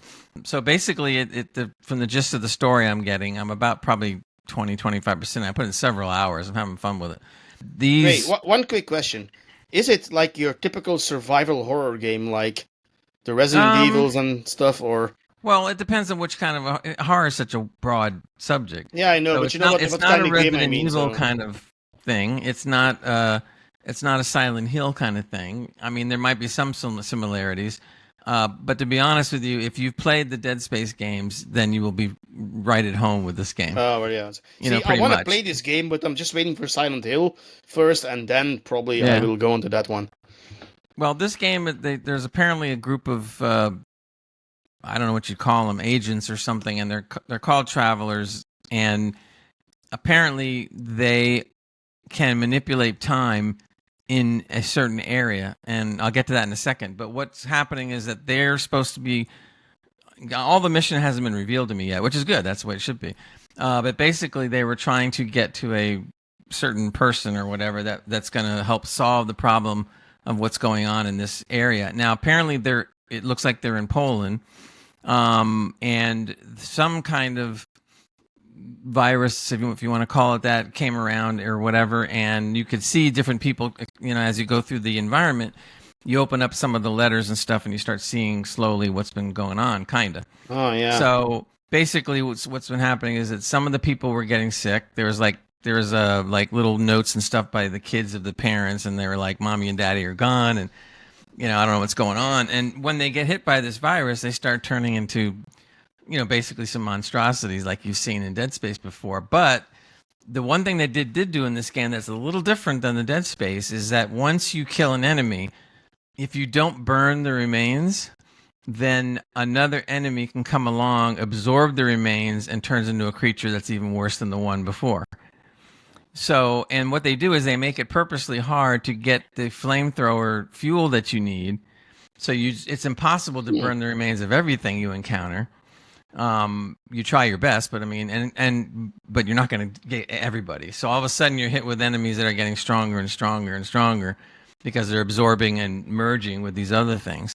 The time paradox in the game, which is kind of interesting, is that as you travel around and you come up to an area where you have to get from one place to another, but it's blocked off, they have these bizarre time warpy things going on, and you have the equipment to basically spin time backwards in an area before, let's say, the bridge fell down. Okay, and so when you that's do that, another mechanic, right? Yeah, when you do that, all of a sudden you see the bridge just form itself again like it was before it fell down. And then in that little time pocket of the past, so to speak, you can walk across the bridge and get to the other side that you have to be at. They don't make it simple. As you go along, more of these time anomalies happen, and you have to figure out where it is that you're supposed to place the charge to make it go back in time. And sometimes it's multiple different charges just to get one thing to happen so that you can get to wherever you're going. So the traveler doesn't really talk a whole lot. I think it's a female that I'm playing, and she just says very small sentences, but apparently there's another entity or boss or whatever you want to call it that's kind of talking to them. As far as if you played Dead Space, there's no doubt you're going to know, why it seems like Dead Space so much. So your melee is exactly like Dead Space, just trying to punch out a demon, which isn't really all that advisable, but Punch out a demon. Yeah, I mean, you try, but it doesn't slow them down too much depending on how strong they are. You have the stomp, and that used to be one of the favorite things in the Dead Space games. When you came up to one of those monstrosities, you want to stomp the crap out of it, and you just crush it into pieces. Well, the stomping is back, which is kind of satisfying. Which you had to do, by the way. So yeah. And as you go through the game, you do pick up stuff here and there, and you come across to the way stations, if you want to call it that, to where you can upgrade, recharge, trade, sell, and stuff like that to try to bolster your what you're carrying and to upgrade certain things. But the stuff is scarce to come by, so you have to really look around. And even though it's a linear game, it's a really good linear game like Dead Space, because it does lead you on to places and you have to look. Now, just like Dead Space and some games like this, once you go to a certain point, you can't go back. I mean, it's like you already traversed this area, and now you're cut off, by being able to get back. The only downside to that is that if you saved a game in a particular way station or whatever, and you progress on and you do a bunch of stuff, I would advise, if I were you, to run back to the station and save your game, because that's the only way you can save it. You can't save the game on the fly. I wish you could. I think most games should always be that way, because I can't tell you how many times I did some really good stuff and I wanted to make sure I kept it and not have to start over, and I run my butt all the way back to the way station to save the game and run my butt all the way back to where I left off. That gets a little tedious. But to be fair, I also think that's part of the charm of those kind of games. So No, I'm not saying I don't mind doing it. It's just that when you're doing it too often without another way to, to be fair, they do have some save points. So as you progress through the game, if the way station is too far to get back to save a game, if you're a little patient and careful, you will come up to a save point, and that at least helps. But the game I find is really great because especially when you put it on, they even tell you in the game, says, "Oh, you think you should wear headsets because you'll be able to get into the game better." You know, they tell you this. So I pop on the haptics that I have here, and wow, it's like great. I mean, you hear the aliens kind of skirting around over here and back of you, side of you, front of you. And obviously there's the little jump scare music here and there where you're just kind of like, whoa. And when you go in some of the darker areas, you don't know if something's going to jump out at you or whatever, you know, or come to you. And sometimes there'll be 3 or 4 entities coming to you at once, and you really got to look at your surroundings. So I notice sometimes there's flammable containers laying around, and if you wait till they kind of come towards it, you can blow up a couple of them without trying to kill one at a time. Because in the beginning, you're not quite that strong. You don't have that many weapons or anything. And I tried duking it out with a couple of them, thinking like, you know, let's pulverize them and do a couple of stomping, and yeah, that didn't work too good. They stomped your ass instead. Yeah, they stomped my butt. Yeah, real good. Yep. So, but I think it's a great game. I'm really having a lot of fun. And if you like, you know, horror / sci-fi kind of games, and if you like Dead Space as much as I did when I played them, then you definitely got to pick this game up because it is really good and a lot of fun. I'm having a blast with it. So I don't know how many hours to complete it, but I'm going to keep rolling on it. How much have you played, Gray? I don't know how far I'm into the game. I only know that I played it for probably 3 minutes. That was it. No, 20. I played it for probably about 5 hours or 6 hours or more. Okay. You know, and stuff. So I'm into it now. That's a long time for Gray. So that sound almost completed it in his mind. Yeah, right. Well, I don't know about that, but you know. I think we'll move on to some more hardware and tech news. We'll come back on some gaming stuff if we need it, but we want to be aware of time. I thought this was really a good article that I found. I'm really interested to hear what you guys have to say. And what this was, it was 5 PC building trends we used to swear by, but we don't anymore. And I think this is a great question that for all of us, all 3 of us to look at. So they do it basically from 5 to number 1. So I'll go over it with you and see what you guys think about what they wrote. Number 5 was full tower cases, and they claimed they stopped being popular 15 years ago. I don't know. Maybe because I'm always into full tower, and now I got the extended one that's even bigger. I'm not really sure if I even have a full tower in this one, so I can't say. I always like a full tower. I like having room. I don't want to be cramped up. I can remember having computers, or in the old days, remember when they had the check this now. Some of the old HP computers that were basically sealed. You weren't supposed to go in them, and when you do go in them, it is so tightly packed and hammered down that you can't do shit in them. But I don't know if I agree with this. But 15 years, they're saying that full tower cases have been passé for 15 years. Well, apparently mine is a full tower also officially. You can get. There's so many different types of case sizes, and you can get like small mid-size and large mid-size and small towers and full towers. And I, for the most part, had anything from micro size cases up to big mid-size towers. The first full-size tower is, I blame Gray for this because he was modding his machine and I didn't want him to beat me. I just wasn't going to be stupid and spend $700-800 on a bloody godlike motherboard. No, but I got the other bits and pieces in. It was 1,000, not Oh my god, that's equivalent in pounds then, maybe. Wait, it was 1,000. It was on sale because the normal price was 1,200. Oh, you're digging yourself an even bigger hole, you nutter. I decided, I thought if I'm getting the 9850 X3D, no, 9950 X3D, 9950, right? I needed the full size cooler, the 420mm rad, like the big boy, and you don't get as many of them. It won't fit in a mid-sized tower. It has to fit in a full-size tower. So I bought another case, even though the case I had was not even 6 months old. I'm going to struggle to sell that. And this new case is the Be Quiet one with the lights going down the right-hand side. It looks cool. It's huge. I've even got a table separately for it. it's a full-size towers to fit everything in.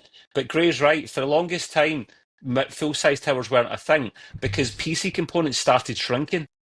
If you think about Yeah. it, boys, they used to be huge, and then they started shrinking till they got to a certain point where that reversed, and they started getting huge again. GPUs was a big example of that. They're huge and huge and huge to the point now where a GPU is fecking massive, like Yeah, 4 because slots they need so sometimes. much power and cooling, so they can't do it Yeah. any other Yeah. way anymore. So, So there's another reason. Don't skimp on your case size unless you have to. And if you have to, get the parts for the case. Don't. If you want everything high end, get a full size tower with plenty of cooling and plenty of fans because you will need it. It will keep your room warm in the winter without you having to turn the heating on. I don't have Trust to me worry on that about one. that. The thing that I thought was interesting, or I thought was different, was that when they said 15 years, I'm thinking, I can't imagine towers being out of vogue for 15 years. Yeah, man. Yeah, man. I don't know. Yeah. I mean, Yeah. they claim, well, if you don't have CD-ROM drives anymore and elaborate cooling, you don't need anything bigger than a mid tower. Okay, but that depends. On what you're putting in it. Maybe everybody loves to put everything into a cramped case, so to speak. But I want an open air case, man. I want it to be like. Well, back in the day when I was at school, there was full-size towers, but it was for the reason Gray touched about. It was you had floppy disk drives, you had CD drives, you just had empty space for the sake of empty space, where those components were not generating as much heat as today's components. It wasn't required, but it was normal. now if you're talking about it, my case doesn't even have the openings anymore to put anything in there. So. Yeah. Yeah, you need it for fans. You need it for space, for cooling space now. Like it's. Yeah. I mean, let's not forget, PC was the first gaming medium to get rid of optical drives and storage media like that because it wasn't required. We done the downloads first. You can still plug a drive in. I've got an external DVD writer if I ever need I it, still but have a I've floppy never disk used drive. it. So. Never used it, Hans. So it's handy. Some of the. Do you remember some of the older computers that were either at least a mid tower size, if not a full tower? They weighed like 1,000 pounds. Oh, mine does. Oh yeah. Mine still weighs a ton, Gray. Yeah, it feels like there's a mine dead too. body in there. Yeah, Thank God I'm not doing LAN parties anymore because I'm not even. Yeah, exactly. You don't drag your computer out. It's like holy crap. I mean, but those things were beasts and they're full of steel. I mean, there's lots of steel. You know what the sad thing is? That my laptop that I have, that 4090 one, is as powerful as most PC, more powerful than more. Why did you get that, Hans? I don't get. I know you fell out of love, but you've still got a high-end gaming PC, man. Are you just do you just print money off like the government does? Just prints money off when you need more. Maybe I'm part of the government. Who knows? Oh, that's why. That's why you hate the national football team. That makes sense. Yeah, there you go. No, they will never hire me. No, I like laptops. I mean, it was a cool experiment to do to see if I could game on a laptop for I think 2 months. It was. And it actually did. It actually played everything I threw at it. Right. Granted, it's a 4090 laptop. They are ridiculously expensive, so they're not for everyone. Yeah. But I'm just saying that these little things, right? They can do everything a normal PC does, which is insane to me. And they can go for years because they now have Thunderbolt 5 on them, which will give you the full uncompressed information from a GPU, an external GPU. Yeah. So you could game for years on that potentially. I could actually. If I wanted to buy an iGPU and put like a 4090 in a desktop, on there, and it would technically work. That's what I mean by eGPU and external GPU. Yeah. You get but they're a fortune to get the slots, the little caddies they're for like them. 400 or 500 euros, I think, for a decent slot. Yeah. I think I'm amazed. Still, I think it's cool that it's a possibility. That's all. So It's for people that. It's a niche thing, Hans, isn't it? Like people that maybe work in oil rigs or something, or away from home for a long time. People, absolutely. I mean, I remember seeing some of the lorry drivers in the States, the truck drivers, that have all their cabins pimped out with PlayStations and monitors at the back and a gaming laptop. And I'm like, bought this one from a truck driver that quit his job. He didn't need it anymore. So. I used to watch a guy on Twitch that was literally, he would film himself when he was stopping for the night and he would play gaming and he would show you around his cabin and stuff. And I'm like, I want to be a truck driver, man. This is cool. Me too. He's got a fridge in there and he's got Starlink and I'm like, man. If you're spending your whole life literally on the road, that's something you need to do. You deserve if you don't have a family, I would actually do it. So I remember the cabins behind the main part where you drive were only like this big years ago. And now they're like, Gray, Gray, a small tangent. I used to go with my papa, my great grandfather, down to from like the west coast of Scotland down to London Heathrow. He used to Mm. work in the trucks and the lorries, and he would literally. I remember one day he pulled out outside my grandmother's house with something that looked like something out of Knight Rider, that big black truck with a cabin and stuff. You know, like it was Yeah. huge. It was a sleek modern thing, and he pulled the horn, and he's like, "Right, we're going to London," and he had the double bunk beds behind the seats. And he would go in there and sleep, and it was an adventure for 10-year-old, 9-year-old Sure. Trevor. It is. And, It is. and you Yeah. go down, and he'd be like, "Listen, you're not allowed into security. You need to hide at the back. We're going into the airport. Hide." I was right. Get all the snacks, climbing up these big. Man, I know that was a tangent, but it was Oh, no, it that was fun. good times, That man. was fun. Yeah. Life was generally better back then, so. Yeah, and then bills. Then They we say grew up, that became they adults. say that at every stage in life, man. Yeah, I know. Yeah. All right, number 4, and I kind of go along with this one. It says all RGB builds, ridiculous, gaudy, bygone. Everybody has RGB still RGB. got a place. Come on, mine's is cool RGB as long as it's subtle. Come on. I don't know anybody that doesn't have RGB. I don't, not anymore. Well, not It's like not that. what it used to be. It's not what it used to be. Granted, Yeah, it's it kind of definitely calmed is. down Yeah, a bit, to be but it's fair, still a thing. It used to be rainbow puke, so to speak. That's all you could do, right?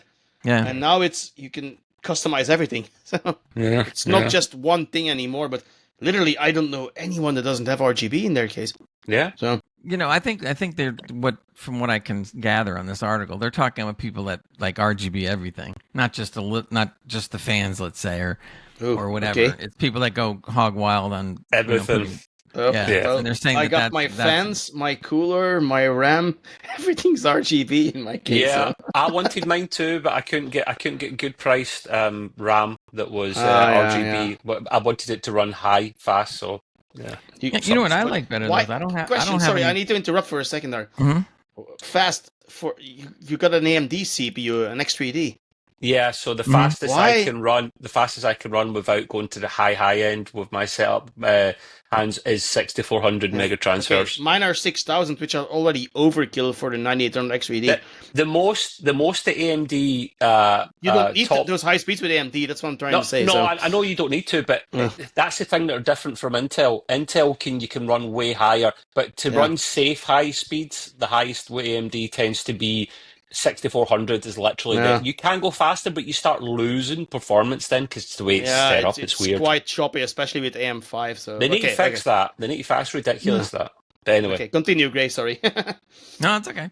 I went an RGB route like on the computer before this, or maybe another one, and it was cool. But one of the things I found out that I hated was the controllers software to control the RGB was the worst, and I kept on changing to another one and to another one. Yeah. and it would work this fine, but not that one fine, and it would work this one That's fine, but not why that one fine. I chose everything Corsair, right? So Yeah. just to have one brand, because otherwise you run into the problem you say, which there are a few of those. There's one program, I forgot the name now, that is like a universal RGB controller. Yeah, I right? probably used it. It's still not that great. But I wouldn't recommend it. No, that is Yeah. true. So that's what I like advantage. a lot is ever since I got even before this, but ever since I got the Godlike board, I much prefer the screens that are built in here. I have LED screens that read out whatever more or less I want. Got that too, so. I have my AIO cooler. I have the EGP logo on it. I have my Dragon that I can make 5 or 6 different types of color waves go through it. I have other ones that are down below that say Godlike. I can change all the colors going through there, etc. That's why it costs that much money. Okay, so bells and whistles. Yeah, but I'd Right. rather see that kind of bells and whistles. I think it's more exciting than the RGB. It's actual stuff that looks cool. That's actually why I bought my case though, the Height Y70 Touch. So my front panel is just everything, like temperatures, speeds, and all that kind of I've stuff. heard so. of that case, Hans. I was so tempted to buy that, right? But it was like between £300 and £400 in the UK. It is. Is that the one that's kind of like longer piece here, shorter piece here, and then it's kind of like an angle where you have the display in the front and you The can display is customize literally it? in the front. Yeah. Yeah, So that model was between £300 and £400. I it was is so expensive, and there is only one potential downside. That is, you have to use a riser cable for your GPU. So tempted. You have to use one. you have to. There's no. Mine was you have to do it. optional. Yeah. No. Wow. You have to. There's no other way to do it. So And you see that case you're talking about, Hans? That's this one of the smaller full-size towers, and the yeah, same it with is. the one that Gray's Not got really as well. sure. So Mine is once it's finally complete, I'll show you guys. It's huge. It weighs, and I mean, literally I had to check inside to make sure there wasn't a small child inside my PC when I first got it. It is so heavy. it You know, I is, think it's funny like, though when you what you just said, like an oxymoron. It's a small tower case, and like Gray. they're not small. The thing. Gray. Check What's your an message extra very large? quickly That's on what I Discord. Check your message on Discord quickly. That's, Oh, is he showing off your case now? Is that what's going on here? yeah, I just want to see that I had said it correctly what you meant, Trev. So. I So- see. He'll Well, look Gray's at got it. 3 monitors now, so he should easily be able to check that. Yeah, look at that. Yeah. It's 90 inches wide. No, wait, almost 100. What am I talking about? Anyway, let's go on to the next thing. I find this kind of I don't know what this guy's talking about in this article, but he's claiming overclocking CPUs and GPUs is overrated and not done anymore much. And I'm like, There's some truth to that, Gray. There is Yeah. some truth. Right, so the CPU stuff, if you're an enthusiast, no, 100% you should overclock that more. However, the GPU side of things is maybe a bit overrated now. You get Nvidia GPUs do come with GPU boost 3.0 or 4.0 Yeah. automatically. And for you to manually go in and do that, you will get such little difference between where it Yeah. automatically overclocks to, if it's allowed to, and what you manually can overclock it to. There's no point unless you are a bleeding edge enthusiast and you want that extra 2 FPS. The CPU side of things, 100%, you should tweak that if you're into it, because you will Yeah. get more performance with the right It cooling. depends. For me, it depends on if I have Intel or AMD. Intel overclocks really good. AMD, I actually undervolted my 9800 X3D and got better performance out of it.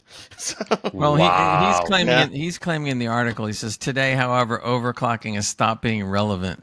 it The is gains- not. That's true. Yeah, The gains aren't there yeah. anymore, and PC building has gone mainstream. Especially not on the GPU market. I mean, even if Yeah. you have like a god tier bin card, right, and you overclock it by a few percent, you get what, 2-3 FPS maybe. And what So- you put into it, Hans, like the extra power in your yeah. electricity bill for what? It's not. Yeah, it's not worth it. No. He Agreed. he brings up one interesting thing that I have heard. He says he sees more people undervolting the hardware instead of overclocking it. Just said so. And there's been a couple articles I've seen pop up where these guys, we undervolted or whatever and got this many more frames per second. I'm like, huh? That's like, Yeah. who You would can have ever thought? Gray, sometimes you can have your cake and eat it. Sometimes you can actually undervolt a little bit and get more, because some chips are just designed like that.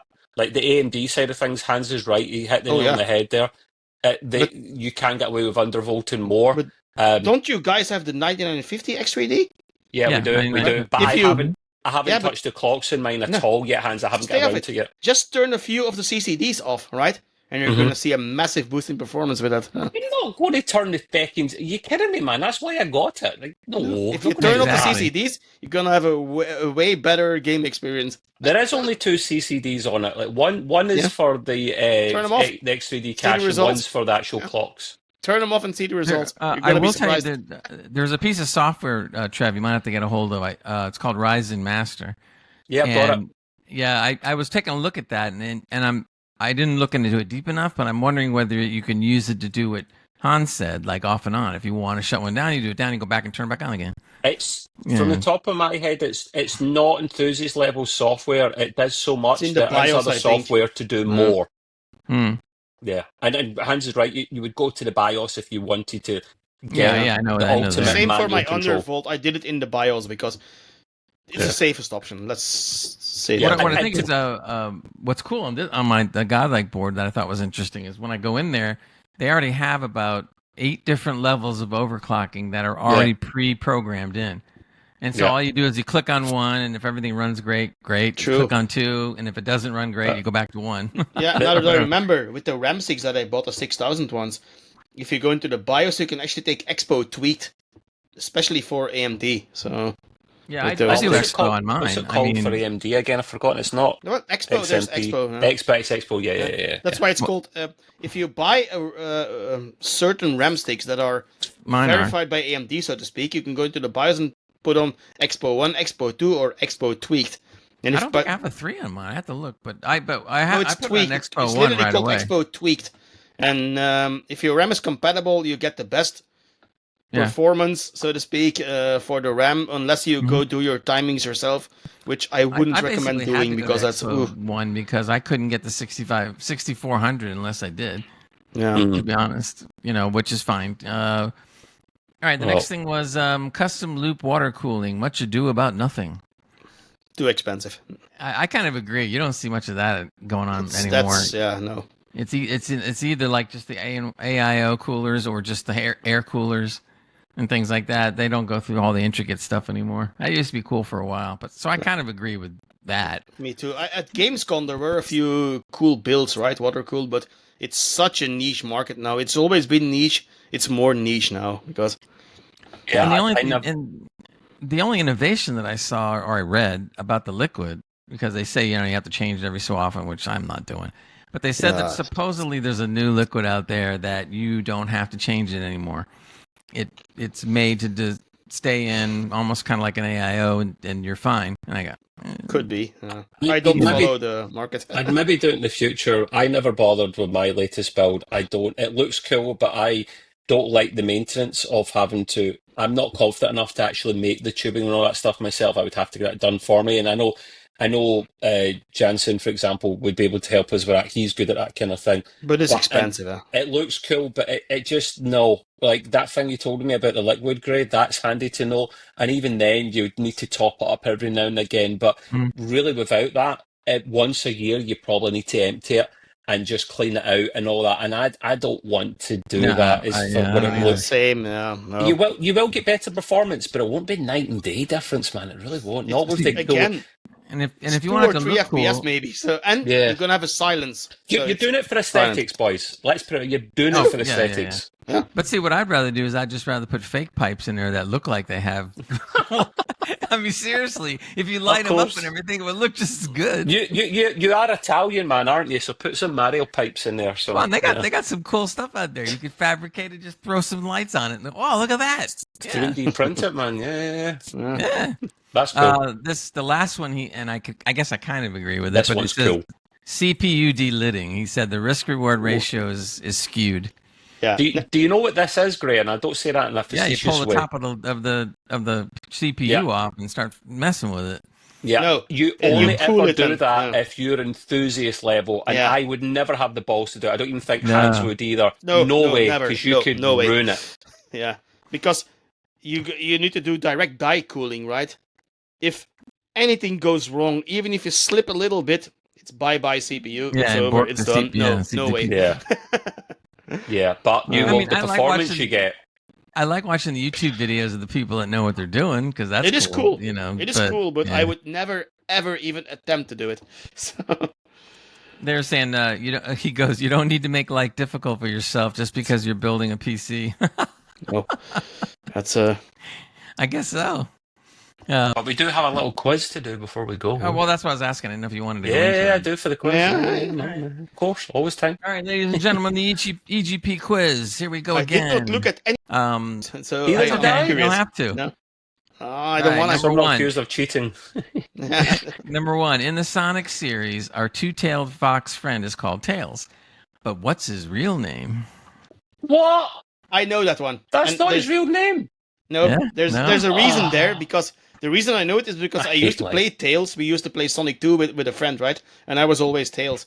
And I read the instruction booklet a few times. And his real name is in the beginning. It's Miles Tails Prower or something. Yep. Oh my God. Yeah. It's miles per hour. And the reason they said it because miles per hour. I didn't know that, so there you go. So, yeah, that was the reason they named him that. If you have Sonic 2, look in the instruction booklet. It's right in the character bio. So, Very good. Very good, Hans. So... come on. I know this one. And if you guys wanted to know what Trev just did, watch the video version of us on YouTube, and you'll see it. Number two, which fog? This is not hard, but I kind of threw it in there. I got to throw an easy one once in a while. Yeah, which for me. fog-shrouded town is so spooky they named an entire horror game series after it? Silent Hill. Yep. Right. I don't know the name of the town, but it's somewhere where there's like a mine fire burning for 50 years or something, and the town is unlivable now, isn't it? I don't know. That's where it's based set on. after Get that that, deep. yeah. Yeah. All right, here's one that might be tough, depending how you know this game.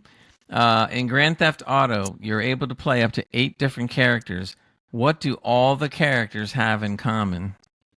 A criminal record? What do all the characters They're have all in common? inbred. No. I like that answer though. That was good. A criminal They've record? That's all- all I can think of. They've all been in jail at some point. Nope. Any more guesses? I have no idea. They're all male. I totally got thrown by this one. I was like, That's what? true, yeah. They're all male. True. They're all Is male. there a female? Nah, it's not it either. They Right. are all male until GTA 6, where it'll be male Maybe- and maybe female. so, but So that's I'm not it. right. Oh, Okay, God, Nate, right. no idea. You're gonna love this one. They all have the same color sweater. This question's been done before. I'm sure it has. No, I never asked that one. When I heard It about rings. the What sweater if I thing, get I'm going deja like, vu then, what? Gray? What if I get So deja now, vu? now I'm curious to go back and see, like, did they seriously all have the same color sweater? Oh, it's really. I've got deja vu, mate. I swear to God, this rings a No bell. idea. What the hell? How are we going to get that? Jeez, you're just a troll, man. You're a troll. Hey, you gotta have some tough ones on there. I mean, you know. Yeah. Anyway, we're Anyway, gonna I got run. one. So everybody, say bye. Thanks for joining us. We are going to be on again next week as usual.